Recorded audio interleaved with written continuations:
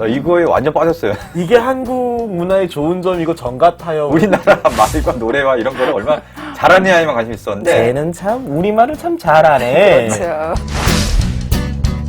극복코드라고 부를 수 있는. 우리나라 와서 도대체 뭘 보는 거냐? 이게 과연 더 이상 외부인의 시선이라고 볼 수 있을까? 맨날 명동 저렇게 왜 이렇게 자꾸 오냐? 요즘 트렌드에 정말 정반대로 가고 있는. 이 사람들이 지금 칭찬하고 있는 것들이 정말 다 진심인 걸까? 그렇죠. 아니. 오늘의 주제는 요즘 본물처럼 터지는 외국인 예능 내지는 뭐 다문화 예능에 대해서 얘기를 좀 나눠보도록 하겠습니다. 일단 뭐 요새 장안의 화제 네. 어서와 한국은 처음이지. 나 이거에 완전 빠졌어요. 지난번에 그 연휴 때 막 몰아보기 한 번에 다 볼 수 있게 이렇게 할 때 다 봤잖아요, 그걸. 그러니까 저도 좀 깜짝 놀랐던 게 보통 뭐 어떤 프로그램에 다음 게스트로 누가 나온다 이런 거에 단독으로 막 뜨고 앞에 이제 말머리로 단독 이렇게 달아서 올라오고 이런 경우는 흔치가 않거든요. 흔히 말하는 이제 포털 사이트 그렇죠. 메인으로 이렇게 올라오는 그렇죠. 기사. 어지간히 네. 핫한 프로그램이 아니면 그게 안 올라오는데 어느 날 인터넷에서 이렇게 보다가 단독 어서 한국은 처음이지 다음 게스트는 인도인 럭키의 친구들 이렇게 해서 딱 올라온 거예요. 그래서 이게 단독으로. 이게 왜 단독이 떠야 되는 내용인 거지? 라는 생각이 드는 거죠. 네. 그, 그 정도로 네. 핫한 프로그램. 네. 네. 이렇게 다들 뭐 다음에 누가 나올지를 막 궁금해하는 정도의 인기를 또 누리고 있어서 이게 해당 채널, MBC 에브리온 채널에서는 거의 기록을 계속 경신하고 있다고요. 그렇죠. 사실 다른 뭐 예능 채널, TVN이라든지 네. JTBC, 종편 이런 데서 만든 예능 프로그램은 상당히 빛을 많이 본 경우가 많은데 네. MBC 에브리원은 상대적으로 자체 프로그램이 있지만 그렇게 크게 빛을 본 적이 없었는데 뭐 무한걸스 정도가 뭐 예전에 과거 사례였고 네. 최근에는 또 지금 또 지상파 ABC를 KBS가 파업을 하고 있기 때문에 지금 그래서 MBC 11번 채널, 지상파 채널로도 네. 방송이 돼요. 지금 파업을 아, 해갖고 그런가요? 네, 파업을 해서 이제 방송할 프로그램이 없으니까 그걸 가져다가 네. 그 정도로 MBC 전체 통틀어서 가장 잘 나가는 지금 예능 프로그램이 됐고요. 네. 그 다음에 또 비슷한 계열의 프로그램들이 최근에 계속 런칭을 하고 있습니다. 네. 그러니까 우리가 예전에 외국인 예능 프로그램 하면은 그 뭐 명절 특집 프로그램에서 예, 외국인 노래자랑. 예. 와서 한복 입고 계셔서 그래서 꼭 한복을 입어야죠. 타령하고 그렇죠. 이제 송편 빚고 그러면 아이고 예쁘게도 빚었네. 그러면은 예쁜 송편 빚어야 딸이 예쁘대요. 이런 얘기하고 막 금발의 벽안인 분이 한복 입고 나와가지고 소찬이의 티어스 부르고 뭐 이런 그런 종류의 그러니까 네. 한국이라는 나라에 이 사람들이 얼마나 많이 동화가 되었는가를 좀 보는 쇼였죠. 그래서 어르신들이 이제 아이고 쟤는 참 우리말을 참 잘하네. 그렇죠. 한국 사람 다 됐네. 그러니까 한국 사람 다 됐네라는 말을 하기 위해서 보는 예능이 좀 주였어요. 그죠? 네. 그 주로 그런 프로그램이 이제 장기자랑이었잖아요. 외국인 노래자랑 내지 그렇죠. 외국인 장기자랑 이런 걸 꼭 했어요. 네, 그때. 근데 그 장기자랑이 이제 본인의 진정한 개인기가 아니라 뭐 한국어 노래를 부를 때 뭐 노래 가창 실력도 중요하지만 한국어 그 발음을 얼마나 또박또박 하느냐. 그러니까 이런 식의 좀 체크리스트를 만들어두고 외국인을 이제 말 그대로 좀 평가하는 그런 프로그램이 초반에 많았었다면 이러한 흐름에 완전히 좀 획기적인 전환점을 가져온 또 프로그램이 있잖아요. 그러니까 네. 원조격이라고 해야 될까요? 미수다라고 부르는 그렇죠. 미녀들의 수다. 네. 그 전에는 사실은 외국인들이 참가를 한 외국인들의 그 사람들 문화가 어떤지에 대한 별 관심이 없었어요. 어쨌든 그 사람들이 우리나라 말과 노래와 이런 거를 얼마나 잘하느냐에만 관심이 있었는데 네. 이제는 그 사람들의 문화, 그 나라의 문화는 우리나라와 어떻게 다르며 이런 거에 대한 관심을 갖게 된 그런 프로그램이죠. 네. 특정한 주제를 놓고 이 주제에 대해서 당신의 나라는 어떻게 생각하십니까를 좀 물어보는 프로그램이었고 물론 이제 프로그램이 가지고 있는 여러 가지 한계들도 좀 있었죠. 그 한국에 대해서 비판적으로 이야기를 하다가도 결국에는 이제 어떤 식으로는 좀 좋게 마무리가 되는 하지만 그게 한국 사회를 바라보는 외국인들의 시점을 우리가 궁금해하기 시작한 시발점 같은 프로그램이었으니까요. 그 최근에 지금 뭐 최전방에 있다고 하는 외국인 예능들이 또 가지고 있는 여러 가지 한계점들을 이미 시초에 보여준 그런 프로그램이에요. 그러니까 그게 또 미녀들의 수다라는 어떤 프로그램, 그러니까 포맷이 딱 정해져 있었기 때문에 제목부터 미녀니까. 네, 그러니까 지금도 외국인 예능을 보면은 남성 외국인들은 굉장히 좀 인종도 그렇고 외모도 그렇고 굉장히 다양해요. 그리고 연령도 그렇고. 근데 미녀들의 수다라는 어떤 초반의 프로그램 때문에 지금 외국인 예능 프로그램을 보면 여성의 경우에는 거의 젊고 아름답고 좀 미모가 강조된 그런 출연자들이 많아서 미녀들의 수다의 그 프레임이 여전히 강력하구나 이런 거를 좀 느낄 수 있는 그런 프로그램이죠. 사실 뭐 남자들도 좀 상대적으로는 좀 덜하긴 한데 여전히 그 비정상회담에 우리가 또 기억하고 있는 그 이미지들이 있잖아요. 그 뭐 어느 나라의 누구 이런 걸 소개하는 영상들 보면은 그 굉장히 수트를 근사하게 차려입고 뭔가 배에 힘 빡 주고 무슨 패션 모델 그죠? 약간 패션쇼장이나 화보 찍는 현장, 실제로 화보죠. 화보를 찍는 현장을 방불케 하는 그런 영상을 보여주거든요. 그러니까 자기 나라의 문화에 대해서 이야기를 하고 한국에서의 삶에 대해서 좀 코멘트를 하려면은 일단 잘생겨야 되나? 라는 생각을 하게 되는 거죠. 두 프로그램 특징은 여자냐 남자냐 그걸 바꿨을 뿐이지 좀 젊고 외모적으로도 상당히 호감을 주는 미남 미녀들을 내세워서 좀 한다는 공통점이 있어요. 네. 근데 이제 비정상회담 같은 경우에는 초반에 화제를 모았었던 게 그러니까 미녀들의 수다가 이제 한국 문화에 대해서 좀 이렇게 주로 코멘트를 하는 프로그램이었다면 비정상회담은 이제 하나의 주제를 놓고 각자 출신 국가에서는 이러한 가치관과 세계관을 가지고 있다라는 어떤 문화를 말 그대로 좀 다문화라는 어떤 프레임에 충실한 그래서 우리 사회가 굉장히 부족한 게 다양성이잖아요. 그런 면에서 좀 많은 거를 환기시켜준다는 점에서 좀 초반에 비정상회담은 굉장히 등장이 좀 신선했다 이렇게들 많이 평가를 했었던 것 같아요. 초반에 미수다, 그 다음에 비정상회담, 말하자면 토크쇼 포맷의 이런 외국인 다문화 네, 예능에서 스튜디오 안에서 그렇죠. 네. 네. 여기서 새로운 파생 형태가 또 나오기 시작해요. 그 파생 형태의 뿌리는 비정상회담이죠. 왜냐하면 비정상회담으로 외국인 방송인들이 많이 이제 탄생을 했고 네. 그들을 이용해서 스피노프격인 예능들이 막 생기기 시작합니다. 네, 그러니까 최근에 여행 프로그램과 결합한 외국인 예능의 과도기적인 걸 보여주는 네. 내 친구의 집은 어디인가. 그렇죠. 여기서는 이제 그 비정상회담에 출연했던 사람들이 그 고국에 가서 친구의 집을, 그러니까 자신의 집을 이렇게 소개시켜주는 그런 프로그램이었잖아요. 그러니까 여행 프로그램이긴 하지만 중심은 이제 외국인의 시선에 중심을 두었기 때문에 요즘 유행하는 외국인 예능과는 좀 약간 좀 차별점은 있었지만은 그 나름대로 외국인 예능이 좀 포맷이 좀 더 다양해지는데 그런 흐름을 보여준 프로그램이라고는 할 수 있죠. 예, 그때 또 한참 이제 여행 프로그램들이 또 만들어지고 있던, 그러니까 말하자면은 이제 그 싹을 움트고 있던 시기였죠. 또 그렇죠. 비슷한 시기엔 또 KBS에서 또 약간 외국인 예능은 아니고 지금 화면에 나오고 있는데 이웃집 찰스라는 프로그램도 네, 이제 교양 프로그램이죠. 그렇죠, 런칭을 네. 했었죠. 저 프로그램은 근데 그렇게까지 많은 분들이 또 보지는 않으시는 것 같아요. 왜냐면 프로그램 전반적인 톤이 그렇게 즐겁다고만 할 수는 없는 프로그램이거든요. 그러니까 그게. 사실은 요즘 우리가 좀 즐겨보는 그런 외국인 예능이라기보다는 좀 인간극장의 틀로 바라보는 외국인의 삶이에요. 그 좀 한국 생활에 적응하지 못하고 어떤 문화적인 차이 때문에 고충을 겪는 엄밀히 보면은 사실은 요즘의 외국인 예능들이 좀 놓치고 있는 그 불편한 이면을 보여주는 프로그램이라고 할 수가 있어서요.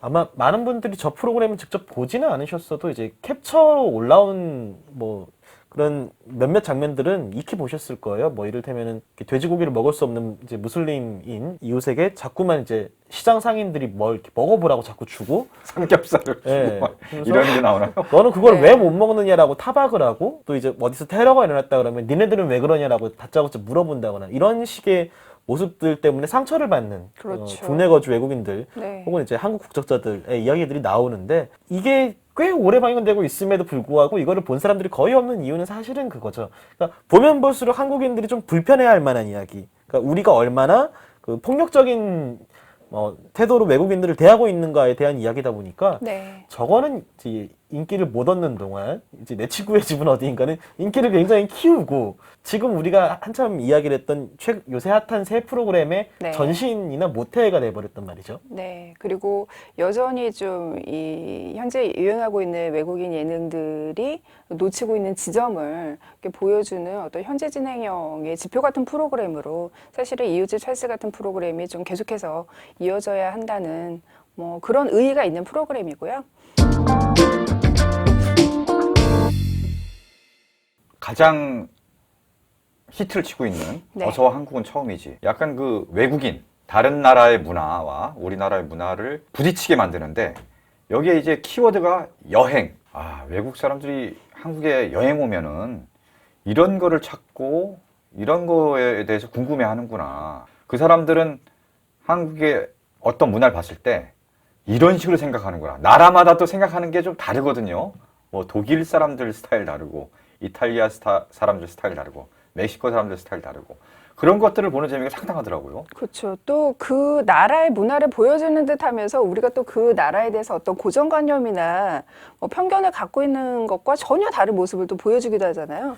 최근에 인도편 같은 경우에 뭐 인도 F4라고 불릴 정도로 굉장히 좀 럭셔리한 생활을 영위하고 있는 그런 인도인들이 와서 그 게스트인 럭키 씨도 직접적으로 얘기를 하더라고요. 인도의 젊은 세대들은 전혀 이렇게 잘 논다 이런 거를 좀 보여주고 싶다라고 많이 얘기를 하더라고요. 그렇죠. 예. 인도인이라고 죄다 이제 그 피리 불면서 뱀 부리고 그 겐지스강에서 목욕하는 게 아니다. 인도에도 여러 가지 모습이 있고 그 중에 이제 젊은 모습을 보여주고 싶었다라는 이야기를 해주셨었고 네. 또 어떤 부분에서는 굉장히 고정관념을 확고하게 해주는 에피소드들도 있지 않았나요? 그렇죠. 그러니까 이제 좀 이를테면은 여러 가지 에피소드를 예. 보여주죠. 러시아인들의 이제 주량이랄지, 네. 뭐 이탈리아인들의 말릴 수 없는 미녀 사랑이랄지, 뭐 이런 것들에서는 한국인들이 익히 가지고 있었던 어떤 고정관념을 다시 한번 확인하는 그런 에피소드들도 굉장히 많았었죠. 네. 그러니까 이게 이 프로그램이 사실은 굉장히 좀 화제가 되고 또 시청률이 높이 뛰게 된 계기가 이제 그 세 번째 나라인 독일 편에서였잖아요. 많은 사람들이 생각하고 있던 어떤 여행의 일정과 전혀 다른 일정을 이 사람들이 택해서 그 스케줄의 의외성에서 오는 그런 신선한 충격도 있었고. 그러게요. 이 독일 친구들은 네. 서대문 형무소 이런 네, 데 가고 그리고 DMZ 투어. DMZ. 네. 그러니까 우리조차도 잘 모르고 있는 한국의 역사에 대해서 굉장히 좀 공부하고 굉장히 탐구하고 학구적인 그런 자세 이런 것들 때문에 많은 사람들이 우리도 사실 잊고 있었던 네. 그런 역사인데 오히려 외국 사람들이 와서 관심을 갖고 보고 많은 걸 느끼고 가는구나. 스스로 약간 반성을 하게 됐어요, 우리도. 그렇죠. 그리고 맨 처음에 DMZ 투어 같은 거 할 경우에는 이제 독일도 우리나라처럼 좀 분단의 역사를 가지고 있으니까 그런 데서 또 공감대가 형성이 됐고 서대문 형무소를 또 방문할 때는 그 일본이 우리나라를 그 억압한 시기에 어떤 그런 고통의 흔적들인데 독일은 또 반대로 일제와 그렇죠. 같은 그런 역사가 있잖아요. 그러니까 그런 식으로 역사 어떤 피해자와 가해자 위치가 또 이렇게 바뀌는 그런 재미도 있어서 독일 편을 여러모로 좀 생각할 거리도 굉장히 많았고 또 캐릭터들도 굉장히 귀여웠죠. 서대문 형무소 바로 다음에 고양이 카페를 가잖아요. 호텔에 와서 옷을 정말 굉장히 여태까지 한국에 와서 보여준 의상 중에서 가장 멋지게 옷을 빼입고 고양이 카페를 가서 보통 그렇게 입고 고양이 카페 가면 안 되거든요. 정장에 고양이 네. 털들이 이렇게 묻으면은 고양이가 사람한테 잘 보이는 게 아니라 사람이 고양이한테 잘 보이고 싶은 법이지라는 생각이 좀 들더라고요. 네, 그래서 이런 또 고양이 카페를 보면서 재밌게 놀면서도 또 독일 같은 경우는 그런 동물법이 굉장히 까다롭기 때문에 그런 동물 보호 그 가치관으로 보면은 독일에서는 이건 있을 수 없는 그런 카페다. 사실은 그런 그 걸 알려주기도 이후에 하고. 러시아 편에서도 네. 라쿤이 있는 카페가 나와갖고 우리나라에 그런 데가 되게 많은가 봐요. 그러니까 많아요. 그런 것도 일본을 따라가고 있죠. 일본에서도 최근 뭐 올빼미 카페 이런 데가 또 굉장히 문제가 많이 되고 있거든요. 사실은 그 외국인들의 입장에서는 굉장히 저게 있을 수 없는 일인데 있어서 한국에만 거의 있는 듯한 네. 그런 곳이어서 더 찾는 것 같은데 사실 그게 문제가 없는지 우리도 좀 되돌아볼 필요가 있겠네요. 그렇죠. 약간 그건 거죠. 이제 한국에서는 내국인 도박이 금지되어 있으니까 어디 여행 나갔을 때 슬롯머신 남기고 오는 것 같은 그런 건 거죠. 어떻게 보면은. 네. 그런 식의 이제 문화 충돌을 계속해서 보여준다라는 것 때문에 독일 편이 굉장히 큰 인기를 얻었었고 그 독일 편으로 이제 입덕을 해서 파일럿 방송부터 이렇게 쭉 이렇게 따라오시는 분들이 굉장히 많아졌어요. 네. 어떻게 보면 외국인 관광객들이 우리나라 와서 도대체 뭘 보는 거냐? 우리는 맨날 명동 저런 데 왜 이렇게 자꾸 오냐, 사람들이. 그래서 궁금해 하잖아요. 뭐 우리는 맨날 보는 거니까. 한강, 남산 맨날 보는 건데. 결국은 우리의 시선 말고 그 사람들은 와서 정작 한국의 어떤 모습을 궁금해 하는지 이런 거에 대해서 다시 한번 생각해 보면서 그냥 또 어떻게 한강, 뭐 남산, 한옥마을 이런 데 우리는 그냥 뭐 너무나 당연하게 그냥 넘어가는데 아, 저 사람들 눈에 굉장히 아름답고 멋진 곳으로 또 보여지는구나. 새삼 우리나라의 어떤 아름다움을 다시 발견하게 되는 계기도 있어요. 뭐 꼭 특별한 곳뿐 아니라. 근데 사실은 저는 이 외국인 예능, 어서와 한국은 처음이지가 선도하고 있는 외국인 예능 보기에 인기의 핵심이라고 생각을 해요.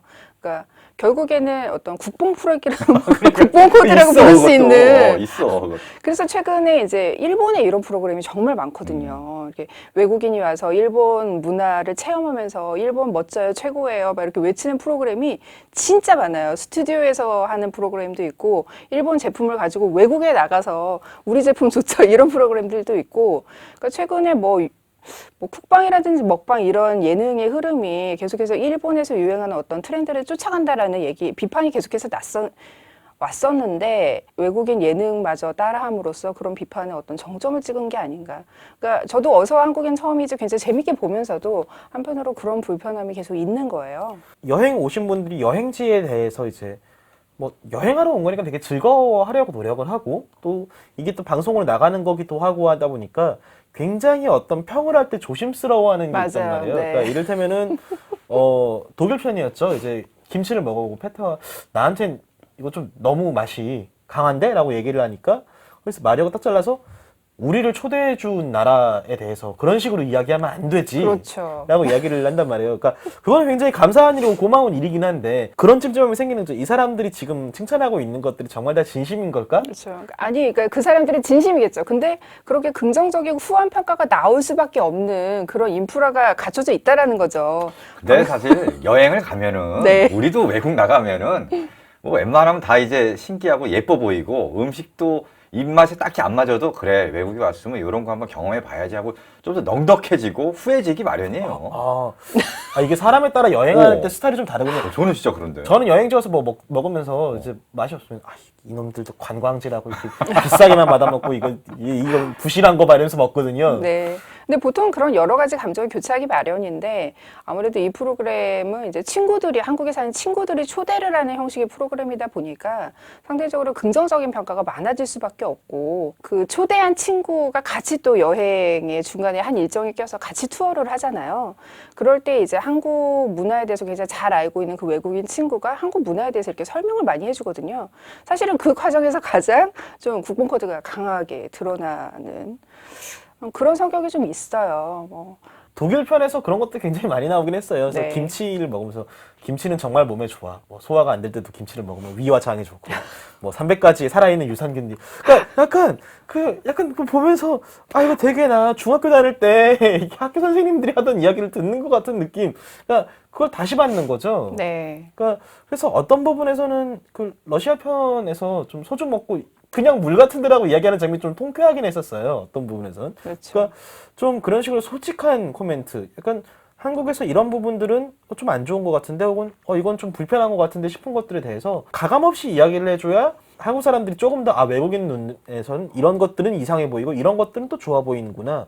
이런 다양한 시점에 대해서 알 수 있는데 이건 되게 다양한 각도에서 찬양을 듣는 건 거죠. 어떻게 보면은. 그러니까 그런 찜찜함, 그런 불편함 같은 것들이 계속 남아 있어요. 네. 유튜브 채널에서 또 그 한국 거주 외국인 혹은 이제 그 해외 거주 한국인들이 한국의 문화를 뭐 체험하고 알리고 이런 종류의 그 유튜브 예능을 많이 하고 있고 저도 그런 것들을 굉장히 즐겨보고 있거든요. 그 중에 가장 대표적이고 성공적인 사례가 이제 영국 남자잖아요. 이제 이게 JTBC 2채널에도 시작을 한다고 하고 그러니까 즐겨는 보는데 이것도 사실은 어느 순간 우리가 계속 지적해왔던 한계에 봉착한 지 오래됐거든요. 그렇죠. 끊임없이 한국에 대해서 좋은 면들만 보여주고 밝은 면들만 보여주고 그에 대해서 굉장히 긍정적인 코멘트 위주들로 편집이 되고 이걸 과연 계속 비판 의식 없이 소비를 할 수 있는가 이래도 괜찮은가라는 좀 물리는 지점들이 이미 유튜브에서는 있었어요. 그렇죠. 특히 이제 여군남자를 예를 드셨지만은 그 흐름을 보여준 가장 상징적인 게 한때 굉장히 유행했었던 케이팝이 유행할 때 그 외국인들의 리액션 비디오가 엄청나게 유튜브에 유행을 했었잖아요. 초반에는 굉장히 신선했었지만은 나중에는 이런 한국인들의 반응을 이용을 해서 솔직한 리액션이 아니라 굉장히 의도된 리액션 영상들이 계속해서 나오면서 이제 그러한 프로그램의 문제점을 좀 지적을 하긴 했는데 전혀 솔직한 시선이 아니라는 거죠.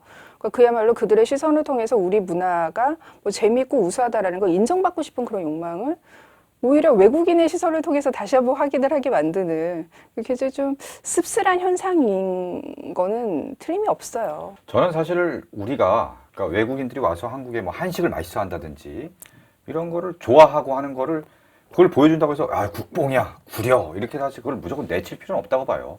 다만 문제는 그게 계속 반복됐을 경우에 사실 그게 나라 사람들만 바뀔 뿐이지 비슷한 얘기를 계속하면은 우리가 쉽게 질릴 수밖에 없는 거고. 그렇죠. 그렇기 때문에 아까 뭐 좀 더 비판적인 얘기를 하는 것도 좀 잘 섞어서 보여주고 하면은 좋은 거지. 뭐 국뽕은 무조건 구려 해서 그걸 내칠 필요는 없다고 봐요. 이 프로그램을 보면서 우리는 별 생각 없이 먹던 한식이 사실은 굉장히 좋은 음식일 수 있겠구나라는 걸 다시 한번 생각해 보게끔 하는 거는 긍정적인 효과도 있다고 봐요. 말하자면은 이게 사람이 가끔씩가다 쓴 것도 먹어줘야 되는데 계속 매 끼니마다 뭔가 굉장히 달달한 케이크만 먹고 있는 것 같은 느낌이 좀 드는 거예요. 그러니까 어떤 지점쯤에서는 저게 왜 좋은 문화라고 칭찬을 받는 거지 싶은 부분들도 있는 거예요. 그러니까 이를테면 뭐 배를 누르면은 이렇게 사람들이 와가지고 쪼르르 이렇게 갖다 주네.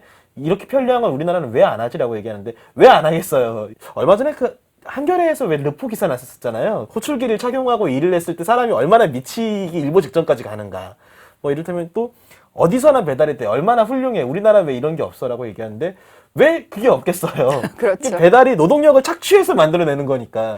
그 지점이 되게 재밌는 게 실제로 와서 칭찬하는 것 중에 대부분이 서비스가 너무 좋아, 너무 친절해. 그러니까 말 그대로 우리는 제대로 그러니까 노동에 대한 대가를 지불받지 못하는 지점에 대해서 이분들을 칭찬을 하고 있어요. 야경을 봐 아름다워. 왜 아름답겠어요? 다 같이 야근을 하니까 밀빙숲이 불이 꺼져 있는 거예요. 그러니까 이런 부분들이 다 이게 뭐 나쁘다라고만 할 수는 없는 거지만 사실 그렇게 편리하고 아름답고 한 거 이면에 그 편리하고 아름다운 것에 대해서 제대로 보상을 받지 못하는 현실 같은 것들도 있는 거거든요. 물론 관광하다 보면은 굉장히 이제 수박 겉핥기처럼 예쁜 것들을 보고 그냥 싹 가기 쉽지만 한국인들의 입장에서는 그거에 대해서 어떤 식으로 조금 더 코멘트를 보충을 해줄 필요는 분명히 있는 거죠. 네. 그래서 저는 그런 지점이 아쉬운 거예요. 그러니까 국뽕 꼭 그 자체만을 놓고 비판을 하는 게 아니라 이런 외국인 예능 프로그램들이 이제 인기를 얻으면서 애써 그 프로그램들이 약간 자화자찬하는 그런 지점들이 있어요. 네. 우리는 이런 식으로 다른 시선을 보여준다. 근데 실제로 그럴까? 그 기존에 보여주던 어떤 먹방 중심의 먹고 소비하고 이런 여행 프로그램에서 그렇게 많이 떨어져 있나? 또 하나 지적하고 싶은 게 아까 미녀들의 수다에서 잠깐 얘기를 한 것처럼 지금 그 5개국의 친구들이 한국을 방문을 했는데 그중에 여성 편은 딱 한 번이었잖아요. 러시아 편. 그것도 이제 다른 편에서는 연령대가 청춘 세대는 아닌 근데 그러니까 연령대가 최저인 그런 러시아 편이 하필이면 또 여성이었다라는 점. 미녀들의 수다에서 보여줬던 그런 외국인 예능이 어떤 다양성의 시선을 보여준다라는 그런 미명 아래 한편으로는 어떤 그 여성에 대해서만큼은 그런 어떤 다양성의 시선이 또 여전히 좁은 틀 안에 갇혀져 있는 게 아닌가 이런 지점을 또 생각해보게 만들더라고요. 그래서 여성 게스트들도 좀 더 다양해졌으면 좋겠어요.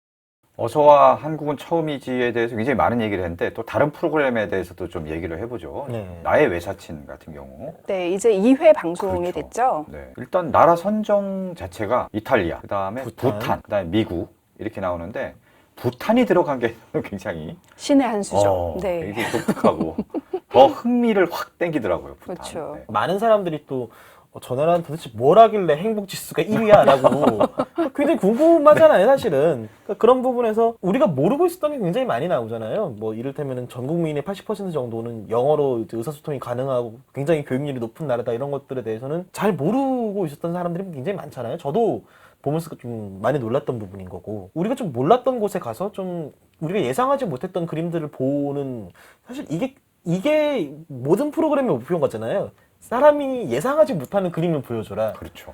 특히나 외국에 대해서 외국 문화에 대해서 다룰 때는 우리가 뻔히 알고 있던 것과 다른 그림을 보여주는 게 관건인 건데 그걸 생각하면 첫 단추를 아주 잘 띈 거죠. 그렇지. 일단 출연자 선정도요 연령대가 다양해요. 오연수 씨 같은 경우에 이번이 처음으로 예능에 고정 출연이라고 할 정도로 그러니까 일단은 그 50대를 바라보는 중년 여성이 그 예능에 고정 출연자로 나오는 경우가 거의 없기 때문에 오연수라는 물론 스타의 존재감도 있겠지만은 일단 그런 뭐 출연자 선정에 대해서는 좀 그리고 또 어린아이들이 시선이 거의 들어가잖아요.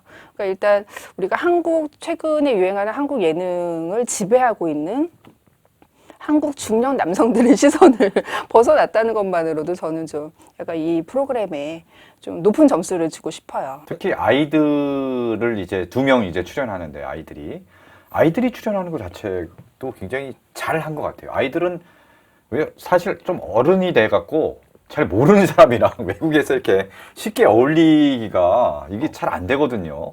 근데 아이들은 그런 장벽이 없이 그냥 확 가까워지니까 그렇죠. 그런 걸 보는 재미가 또. 그 부탄에 그 이수근 씨 그 자녀들이 부탄에 가서 그 도지라는 소년과 친해지는 과정에서 그냥 게임 좋아해, 마인크래프트 좋아해 이 단어로 즉석에서 친구가 되더라고요. 뭐 버전 몇이야? 집에 와이파이 돼? 그래서 오히려 보면은 굉장히 여기저기에서 낯선 사람들과 친해지는 거에 이력이 날 만큼 난 베테랑인 이수근 씨보다 더 빨리 적응을 하고 있다라는 생각도 좀 그렇죠. 들었어요. 네. 그래서 이게 어떻게 보면은 말씀하신 것처럼 어떤 때가 묻거나 머리가 굳어지기 전에 훨씬 더 다양한 경험을 하고 더 많은 사람들과 허물없이 친해질 수가 있구나. 그래서 그런 부분은 요것도 좀 신의 한 수가 아닌가. 그렇죠. 어떻게 보면 이런 생각이 드는 거죠. 우리가 나라가 다르고 민족이 다르고 문화가 다르다고 해서 뭐 심리적인 장벽 같은 걸 쌓고 뭔가 가까워지기가 쉽지 않은 그런 상황에서 살고 있는데 아이들은 오히려 그런 게 없다는 거예요. 그러니까 아이들에게는 선입견이나 편견 같은 게 없기 때문에 더 인간적으로 그냥 잘 어울릴 수 있는 근데 거죠. 그것도 편견이에요. 요즘 아이들은요, 그 사는 그 아파트 지역으로 차별하잖아요. 그러니까 꼭 그렇게 아이들은 뭐 순수하다 이런 편견을 또 가지는 것도 좋지는 않은데 어쨌든 이 프로그램에서 보여주는 그런 아이들의 허물없는 모습들이 굉장히 좀 힐링이 되는 지점이 있는 게 사실이고요. 또 저는 여기서 윤호가 나온다고 했을 때 이수근네랑 똑같은 풍경이 나오면 어떡하지 약간 걱정을 했는데 윤우가 혼자 미국을 가더라고요. 저는 근데 되게 그 아이가 혼자서 미국에 도착을 해서 그 길을 찾아가는 그 장면에서 갑자기 눈물이 막 많이 컸더라고. 그 네. 꼬맹이가 네. 지금 몇 학년인가요? 되게 많이 지금 컸던데. 10살, 만으로 10살이거든요. 만으로 10살이면 네. 초등학교 한 4학년 정도 되나요? 그렇죠. 11살이니까 한국 나이로. 네. 특히나 윤우군 같은 경우는 거의 전 국민이 이 아이의 유년기를 이렇게 봤고 그러다가 한 몇 년 못 보다가 갑자기 이렇게 또 훌쩍 장성한 모습을 본 거잖아요. 물론 만 10살이 장성했다고 할 수는 없지만 우리가 기억하는 모습은 너무 어린 아이였는데 그 아이가 혼자서 이제 그 배낭을 메고 먼 나라로 떠나고 그거를 잘 해내는 모습을 봤을 때 이렇게 본능적으로 약간 내 새끼도 아닌데 내 새끼인 것처럼 아빠 미소 나오는 거죠. 딱 보면. 약간 울컥하면서 좀 그런 부분들이 있는 거죠. 네, 그래서 랜선 이모의 마음으로 좀 이수의 모습을 보게 돼서 그런 식으로 이제 뭐 나라의 다양함과 뭐 구색만 맞춘 게 아니라 그런 그 각자 출연진의 어떤 그 동선에도 그 행동에도 굉장히 좀 다른 지점을 설정했다라는 점도 굉장히 좋고 그럼에도 불구하고 좀 2회 말에 저는 좀 아쉬움을 느낀 게 오연수 씨가 간 곳이 하필이면은 그 약간 종갓집 며느리 같은 삶을 살고 있는 집을 찾아가서 완전 저 농사를 지으면서 네. 3대가 같이 살고 있는 네. 집에 그래서 약간이 아닌 것 같아요. 맏며느리 같은 네. 느낌. 그냥 6대째 레몬을 키우는 것을 어떤 그 가문의 사명으로 삼고 계신 레몬 농장의 며느리인 거니까. 그러니까 너무 거기서 오연수 씨가 우리는 같이 일상을 공유하면서 친구가 되자 했는데 그 일상이 다 가사노동인 거예요. 신데렐라냐, 수데렐라 이거 청소하고 막 음식 만들고 이런 거만 계속 나오더라고. 그래서 참 나라에 상관없이 글로벌 여성의 삶이라는 거 정말 저럴 수밖에 없나. 기존 중년 여성에 대한 어떤 편견을 다시 한번 재생산하는 그런 에피소드를 하필이면 골라야 했었나 이런 아쉬움이 좀 있어요.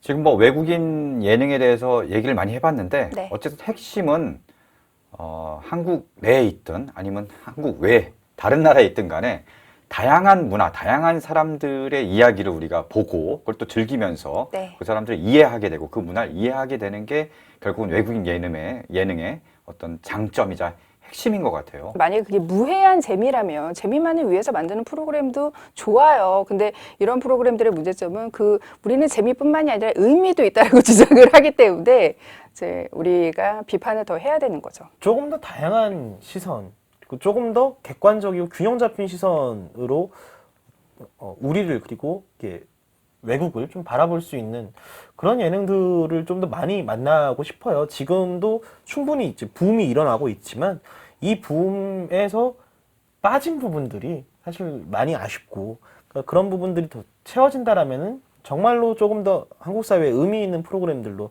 거듭나지 않을까 좀 그런 생각을 해봅니다. 네. 자, 지금 뭐 잘 나가고 있는 외국인 예능들 장점은 장점대로 살리고 아쉬운 점 아쉬운 점대로 또 더 보완을 해서 좀 더 즐거움과 의미를 같이 주는 프로그램들로 진화했으면 좋겠습니다. 네. 자, 오늘 얘기는 여기서 마치도록 하겠습니다. 네. 감사합니다.